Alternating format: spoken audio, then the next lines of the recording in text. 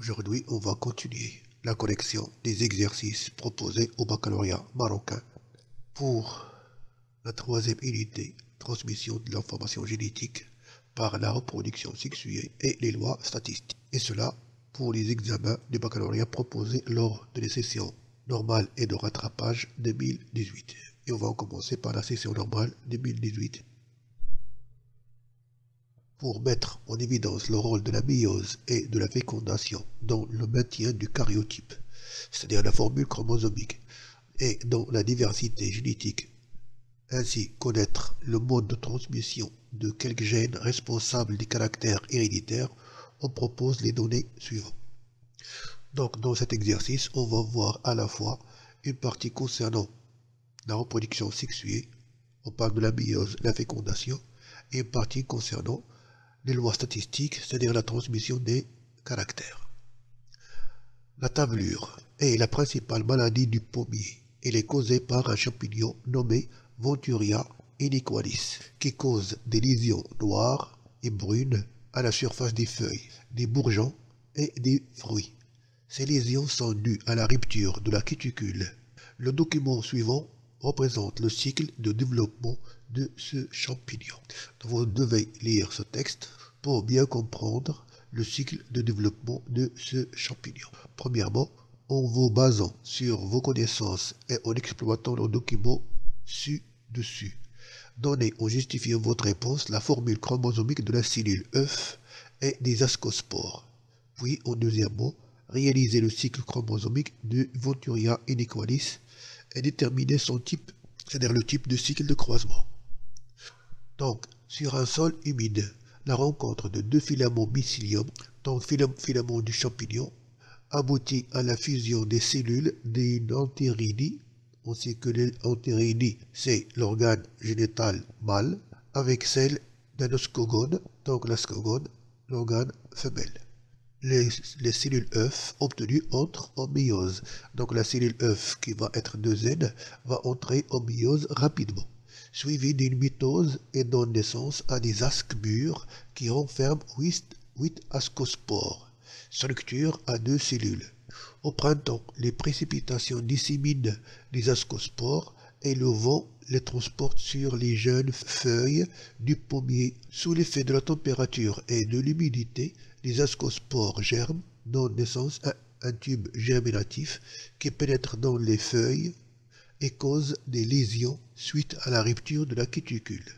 En automne, les feuilles infectées par le champignon tombent sur le sol et le cycle reprend. Donc, on vous demande, en vous basant sur vos connaissances et en exploitant le document ci-dessus, donnez en justifiant votre réponse la formule chromosomique de la cellule œuf et les ascospores. Donc, les cellules œufs seront 2N, puisqu'ils vont entrer en méiose pour donner des cellules haploïdes, alors que l'ascospore, c'est une cellule, bien sûr, haploïde, puisqu'il va y avoir une fusion entre l'entéridie et l'ascogone. Donc l'ascogone haploïde et la cellule œuf diploïde. Donc la cellule œuf zygote 2N chromosome, c'est le résultat de la fusion des noyaux d'une cellule de l'entéridie, c'est-à-dire le gamète mâle, et d'une cellule de l'ascogone, c'est-à-dire le gamète femelle. Alors que l'ascospore, elle est à N chromosome, cellule haploïde provenant de la division, c'est-à-dire la méiose, qu'on a ici, c'est-à-dire la division de la cellule mère qui est la cellule œuf. Réaliser le cycle chromosomique. Donc d'après ce qu'on voit ici, c'est que les deux phases, c'est-à-dire la phase haploïde et la phase diploïde, ne sont pas égales, et que la phase haploïde se limite seulement aux gamètes. Donc le cycle, c'est facile à réaliser, ainsi que son type. Voilà donc le cycle qu'on vous demande de réaliser. On a le gamète femelle et le gamète mâle vont se fusionner pour donner la cellule œuf qui va entrer rapidement en méiose pour donner les spores, et les spores vont germer pour donner un nouveau champignon. Donc le cycle, il est haplophasique. C'est-à-dire que la phase diploïde se limite seulement à l'œuf, alors que la phase la plus importante, elle est haploïde. Donc la phase, ou donc le cycle chromosomique de ce champignon est haplophasique. afin d'étudier le mode de transmission des deux caractères, taille des fruits et sensibilité envers le champignon Venturia inequalis, qui entraîne une baisse importante de la production chez les pommiers. On propose les données suivantes. Dans une région à climat propice, on cultive deux souches de pommiers. Souche A, gros fruits et sensible aux champignons. Souche B, petits fruits et résistante aux champignons. Pour sélectionner une souche pure homozygote pour les deux gènes, de pommiers à gros fruits et résistante à la tablure, on réalise les deux croisements suivants. Premier croisement, entre des plantes de pommiers des souches A et B, il donne une première génération F1 constituée de plantes petits fruits et résistantes aux champignons, alors que le deuxième croisement entre la première génération F1 et les plantes de la souche A, c'est-à-dire gros fruits et sensibles aux champignons, donne une génération F2 constituée de 12 967 individus répartis comme suit. Et comme question, on vous demande: que déduisez-vous des résultats du premier et du deuxième croisement? Justifiez votre réponse et utilisez les symboles suivants. Grand G, petit g pour la taille et R, petit r pour la résistance aux champignons. Donc, si on voit le premier croisement entre A et B, il donne une première génération qui est totalement homogène. Donc ceci vérifie la première loi de Mendel et montre que les caractères petits fruits est dominant sur gros fruits. Donc petit fruit grand G, gros fruit petit g. Alors que pour le gène de résistance, c'est des résistants et les dominants, donc on le note grand R, et sensible, on le note petit r parce qu'il est récessif. Ça, du premier croisement.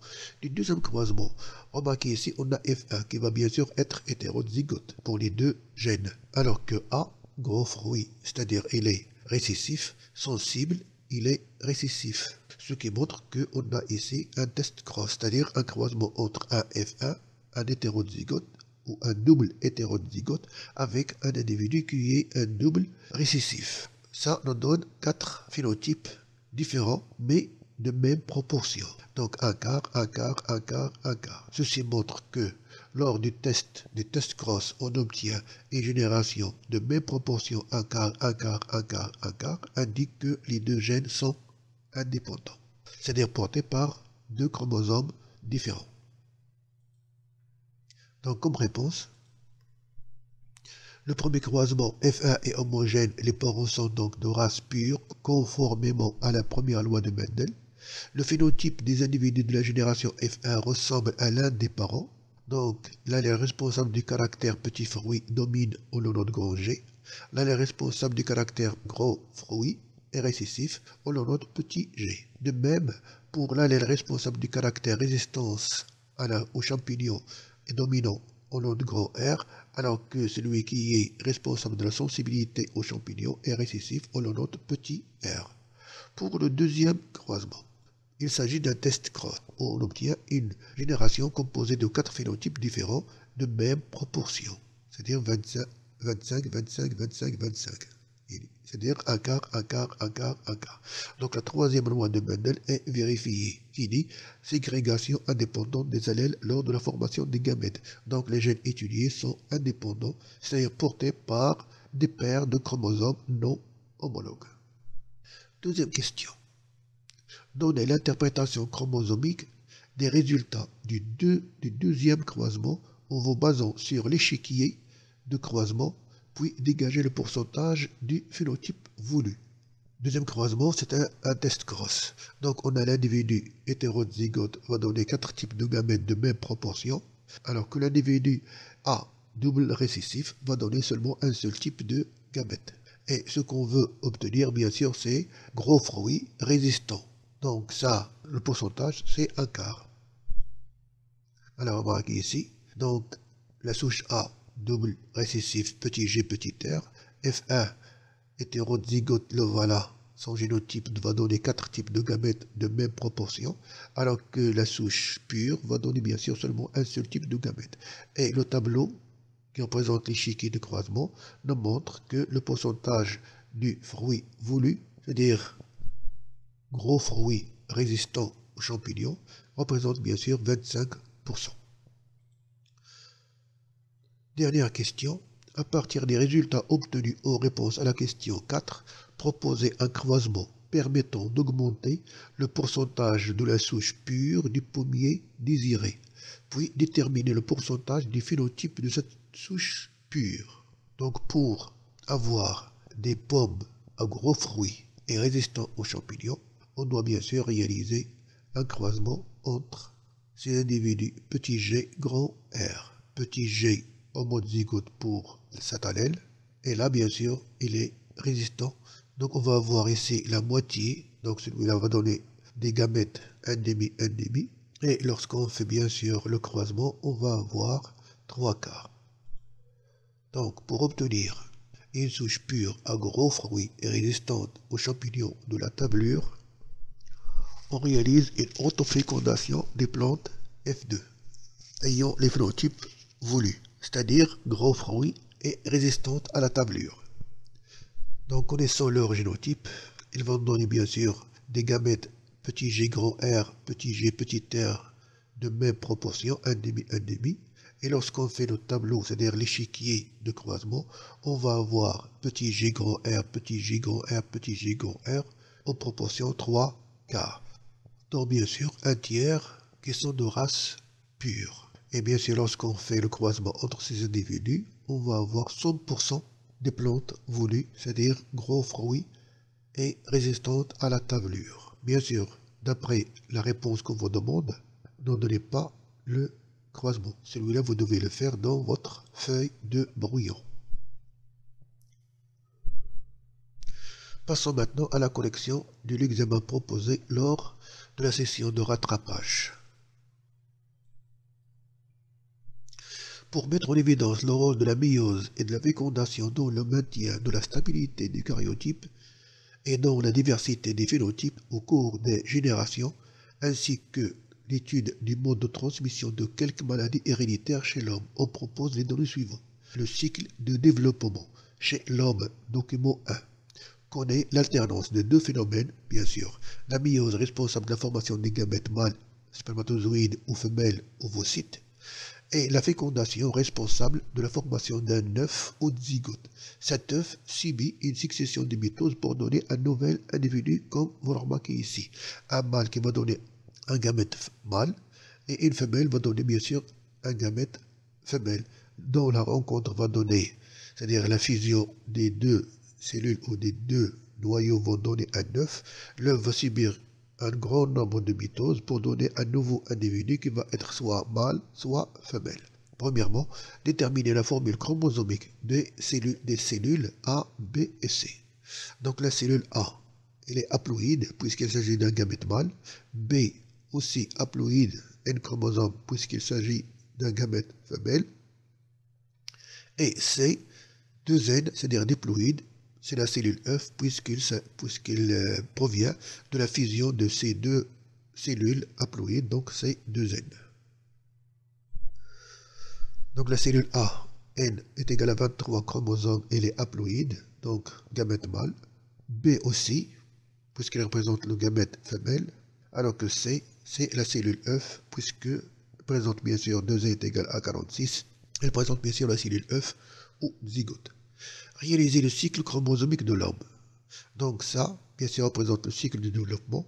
Donc là, bien sûr, on peut réaliser le cycle chromosomique. Là, on a un mâle et une femelle, les gamètes mâles et gamètes femelles, la fusion, c'est-à-dire la fécondation, pour donner une cellule qui est le zygote, et le zygote va bien sûr donner de nouveau l'homme ou la femme. Donc c'est très facile à faire. Or, ce qu'on constate, que les deux phases ne sont pas égales, et que la phase haploïde se limite seulement aux gamètes. Donc la phase importante, c'est la phase diploïde. Donc le cycle est un cycle diplophasique. Voilà donc le cycle chromosomique demandé. Donc on a mâle, femelle qui vont subir la méiose, bien sûr, au niveau des gonades, testicules et ovaires, pour donner les gamètes. Les gamètes vont se rencontrer lors de la fécondation, c'est-à-dire leur fusion va donner la fécondation, va donner un seul œuf. Et cet œuf, bien sûr, va se développer pour donner un autre individu, soit mâle, soit femelle. Donc le cycle est un cycle diplophasique. La thalassémie se caractérise par une anomalie de synthèse de la chaîne bêta de l'hémoglobine. Le document 2 représente deux arbres généalogiques de deux familles dont certains membres sont atteints de cette maladie. Vous avez ici la première famille et là vous avez la deuxième famille. En exploitant le document 2, c'est-à-dire là le pédigré. 3a, déterminez ou justifiez votre réponse le mode de transmission de cette maladie. Comme vous le remarquez ici, une femme malade donne des enfants, on donne un enfant qui est sain. De même ici, une femme malade donne des enfants qui sont sains. Mais les enfants malades sont nés à partir d'un couple composé de parents qui sont sains, ce qui montre que la maladie elle est récessive. De même, la fille 4, 4, ou l'enfant 4, 6 sont malades. Donc la maladie n'est pas liée au chromosome Y, puisque là, on a ici une fille qui est malade. De même, elle n'est pas liée au chromosome X, puisque cette fille, elle est malade, mais son père, elle est sain. S'il était lié au chromosome X, le père doit être malade, parce que la fille reçoit le X de son père. Donc cette maladie n'est pas liée au chromosome sexuel. Donc la maladie étudiée, c'est-à-dire la bêta-thalassémie, est une maladie récessive portée par un autosome. La thalassémie est une maladie récessive car l'individu 4-4 ou 4-6 ou 4-10 ou 4-11 est malade et issu de deux parents sains. Descendance malade issue de parents sains. La maladie n'est pas liée au sexe car l'individu 4-6 ou 4-10 est atteint et issu d'un père sain, donc non lié au chromosome Y. Et même l'individu 2-1 ou 2 ou 3-9 ou 3-11 est sain et issu d'une mère qui est malade, donc non lié au chromosome X. C'est-à-dire cet enfant-là, il est malade, mais sa mère, elle est saine. Et bien sûr, il va recevoir le X de sa mère. Petit b. Donnez les génotypes des individus 1-1, 3-2 et 3-6. Le 1-1. Le 1-1, c'est une femme qui est malade. Puisqu'elle est malade, et la maladie est récessive, non liée au sexe, donc elle sera bien sûr petit n, puisqu'elle est malade. L'individu 3-2. 3-2 est un homme, est un garçon, est un mâle qui est sain. Donc, alors que le 3-6, puisqu'il n'a pas d'enfant, il n'est pas marié, il n'a pas d'enfant, et il a bien sûr un frère qui a donné une fille malade, donc il est hétérozygote, donc il peut être aussi hétérozygote ou homozygote, donc il peut être grand N ou grand N petit n. Donc l'individu 1-1, femme malade, petit n, l'individu 3-2, qui est un homme sain, mais il est hétérozygote car il a une fille qui est malade. Donc n petit t, ça veut dire grand N petit n. Alors que l'individu 3-6, c'est une femme qui est saine d'apparence, la voilà. Mais elle peut être soit homozygote, soit hétérozygote. Donc grand N ou grand N petit n, puisqu'il n'a pas de descendance. Quatrièmement, 4a, calculez ou justifiez votre réponse la probabilité pour que chacun des deux individus 4-8 et 4-9 soit hétérozygote. Donc un membre de chaque famille, le 4-8 et le 4-9, pour que celui-là soit hétérozygote. Il faut que ses parents soient aussi hétérozygotes. Donc si on fait l'échiquier de croisement, on va trouver 2 tiers. Donc la probabilité pour que les individus 4-8 ou 4-9 soient hétérozygotes, c'est 2 tiers. Donc l'homme le 4-8 et la femme 4-9 sont sains d'apparence. Et chacun d'eux a un frère atteint de bêta-thalassémie. Donc leurs parents sont hétérozygotes, grand N, petit n. La probabilité pour que chacun des deux individus soit hétérozygote est 2 tiers. C'est-à-dire, si on fait le chiquier de croisement des parents, vous voyez ici, on a grand N, c'est-à-dire ils sont sains d'apparence, mais seulement 2 des 3 sains est hétérozygote. Donc c'est 2 tiers. Petit b. 4b. Dans le cas du mariage des individus 4-8 et 4-9, calculez en vous aidant d'un échiquier de croisement la probabilité d'avoir un enfant thalassémique. Donc les deux parents sont hétérozygotes, le pourcentage ou la probabilité est 2 tiers.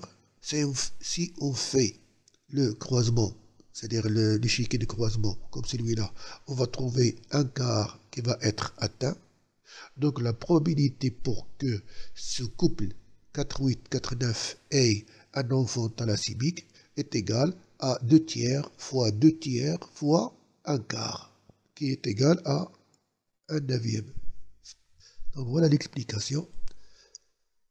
La probabilité d'avoir un enfant thalassémique, c'est la probabilité pour que les deux individus 4,8 et 4,9, s'ils sont hétérozygotes, donnent un individu atteint de maladie et un quart, comme celui-là, voilà le un quart. Pour qu'il donne un enfant thalassémique, c'est un quart. Mais pour que les parents soient hétérozygotes, on a calculé c'est 2 tiers. Donc la probabilité pour que ce couple ait un enfant thalassémique est égale 2 tiers probabilité du père, 2 tiers probabilité de la mère et un quart la probabilité d'avoir un enfant malade. Donc 2 tiers fois 2 tiers fois un quart est égal à un neuvième. Et à la fin, je vous laisse ici 2 exercices, c'est-à-dire pour la session normale 2019. Voilà le premier exercice. Et voilà le deuxième exercice. Et pour la session de rattrapage, vous avez ici aussi 2 exercices. Voilà le premier. Et voilà le second. Donc essayez de résoudre ces exercices en attendant la correction dans la prochaine vidéo. En attendant ce moment, je vous souhaite bon courage et à bientôt.